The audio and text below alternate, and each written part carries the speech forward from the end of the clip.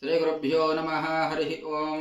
జగద్గురు శ్రీమద్విరాట్ పోతులూరి వీరబ్రహ్మేంద్ర స్వాముల వారి యొక్క కాళికాంబ సప్తశతి పద్యరత్నావళిలో 681వ పద్య సందేశాన్ని మనం ఇప్పుడు తెలుసుకుందాం. మనము ఏ పని చేసినా కూడా ఏదో ఒక సాక్ష్యం అనేటువంటిది కంపల్సరిగా ఉంటుంది. ఏదో ఒక సాక్ష్యాన్ని మనము లేకుండా మనం ఏది చేయలేం. అంటే మానవుడు జీవనమే ఒక సాక్షిభూతమైనటువంటిది. మనం పంచభూతాలలో ఉంటున్నాం. ఆ పంచభూతాలతో పాటు మన లోపల ఉండేటటువంటి ఇంద్రియాలు, వాటిని నడిపించేటటువంటి జీవుడు, ఇవన్నీ కూడా సాక్షిభూతములై ఉన్నాయి. మనం జీవిస్తున్నాము అంటే నేను ఎవరు చూడకుండా నేను తప్పు చేస్తున్నా అని అనుకోవడానికి లేదు. కాబట్టి ఇక్కడ వీరబ్రహ్మేంద్ర స్వాముల వారు చాలా చక్కగా చెప్పినారు. చిత్తు సత్తులకును జీవుండు సాక్షియౌ, చిత్తు సత్తులకును జీవుండు సాక్షియౌ, పరగ జీవులకును బ్రహ్మసాక్షి, పరగ జీవులకును బ్రహ్మసాక్షి, అఖిల జీవులకును అంతరాత్మయ సాక్షి కాళికాంబ హంస కాళికాంబ. వీరబ్రహ్మేంద్ర స్వామి వారి పద్యంలో స్పష్టంగా చెప్తా ఉన్నారు. చిత్తు సత్తులకును జీవుండు సాక్షియౌ, మన లోపల జరిగేటటువంటి ఇంద్రియ ప్రకోపాలకు కానీ, తర్వాత ఇంద్రియముల ద్వారా చింతించేటటువంటి మనస్సు ఏదైతే ఉందో, మనస్సు ద్వారా ఈ ఇంద్రియములన్నీ కూడా నడుస్తూ ఉన్నాయి.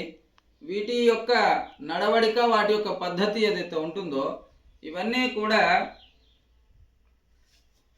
ఒక సాక్ష్యంలో నడుస్తూ ఉన్నాయి. ఇవన్నీ కూడా అంటే చిత్తు సత్తులు అనేటువంటివి, వాటికి సాక్షి ఎవరు అంటే జీవుడు సాక్షి. వాటికి చిత్తు సత్తులకును జీవుండు సాక్షియౌ, మన భావనలు, మన శరీరానికి, వీటన్నిటికీ సాక్షి లోపల ఉండేటటువంటి జీవుడు సాక్షి అన్నమాట. మనం చేసేటువంటి నడవడిక ఏదైతుందో, ఈ పంచ జ్ఞానేంద్రియాలు, పంచ కర్మేంద్రియాలు ఏవైతే ఉన్నాయో, ఇవన్నీ కూడా నడిచేటటువంటి ఈ శరీరము, వీటన్నిటికీ లోపల ఉండేటటువంటి జీవుడు సాక్షి అన్నమాట. అందుకోసమే మనము ఏమైనా సరే ఆ జీవుడికి తెలియకుండా మనం ఏమీ చేయలేము, ఏమీ సాధన చేయలేము. ఇవన్నీ కూడా అన్ని లోపల విషయాలన్నీ రికార్డ్ అవుతూ ఉంటాయి, మొత్తం అన్నీ వ్రాయబడుతూ ఉంటాయి. కాబట్టి చిత్తు సత్తులకును జీవుండు సాక్షియౌ, మరి అన్ని జీవులకంతా ఎవరు సాక్షి అంటే పరగ జీవులకు బ్రహ్మ సాక్షి.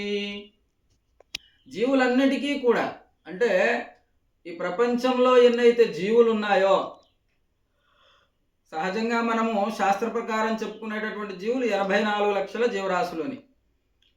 ఈ 84 లక్షల జీవరాశులు ఇంకా ఏమైనా ఉంటే వాటన్నిటికీ కూడా ఆ బ్రహ్మమే సాక్షి అనేటటువంటి విషయం స్వాముల వారు చెప్తున్నారు, జగద్గురువుల వారు. పరగ జీవులకు బ్రహ్మ సాక్షి, అఖిల జీవులకును అంతరాత్మయ సాక్షి. అఖిల జీవులకు, అన్ని జీవులందరికీ కూడా అంతరాత్మ స్వరూపంలో తాను సాక్షిభూతంగా ఉంటున్నారు. అందుకే ఆత్మసాక్షిగా చెప్పుకో, నీ ఆత్మసాక్షిగా చెప్పుకో అంటుంటారు. ఆత్మసాక్షి ఏమిటి అంటే ఆత్మ సాక్ష్యంగా ఉంటుంది. లోపల సీక్రెట్ కెమెరా అంటారు. ఆ సీక్రెట్ కెమెరా అంతా చూస్తూ ఉంటుంది. మీరు పడుకున్నా అది లేచే ఉంటుంది, మీరు లేచి ఉన్నా అది లేచే ఉంటుంది. ఎప్పుడు మెలకువగానే ఉంటుంది. అది జీవ పదార్థం, ఆత్మస్వరూపం, చైతన్య పదార్థం. చైతన్య అంటే ఇప్పుడు చైతన్యంగా ఉండటమే చైతన్య పదార్థం. కాబట్టి అది ఎప్పుడు కూడా చైతన్యంగా ఉంటూ నిన్ను జాగరూకుని, అవసరమైనప్పుడు జాగరూకత చేస్తూ ఉంటుంది, జాగరూకుని చేస్తూ ఉంటుంది నేను మానవుని. కాబట్టి ఇక్కడ గుర్తుంచుకోవాల్సింది ఏమిటంటే మన లోపల అంతరాత్మ, అన్ని జీవులను చూసేవాడు బ్రహ్మ, మన లోపల సత్తు చిత్తులకు జీవుడు, ఈ మూడు కూడా సాక్షిభూతంగా ఉంటున్నాయి అని చెప్పేసి జగద్గురువుల వారు ఈ పద్యంలో మనకంతా కూడా సందేశాన్ని అందిస్తూ ఉన్నారు. కాబట్టి మనం తెలుసుకోవాల్సిన విషయం ఏమిటంటే తెలిసి తెలియక తప్పులు చేయరాదు అని చెప్పేసి దీని ద్వారా తెలుసుకోవచ్చు. అదే వీరబ్రహ్మేంద్ర స్వామి వారు స్పష్టంగా మనకు తెలియజేస్తూ ఉన్నారు. కాబట్టి మనం జాగ్రత్తగా జీవితాన్ని నడుపుకునేటటువంటి ప్రయత్నం మనం చేయాలి. కాబట్టి మనము స్వాముల వారి యొక్క మార్గంలో నడిస్తే మనకు ఈ భావాలన్నీ కూడా తెలిసి మనం ధర్మ మార్గంలో నడుస్తాం. సంతోషం. మంగళం. మహత్.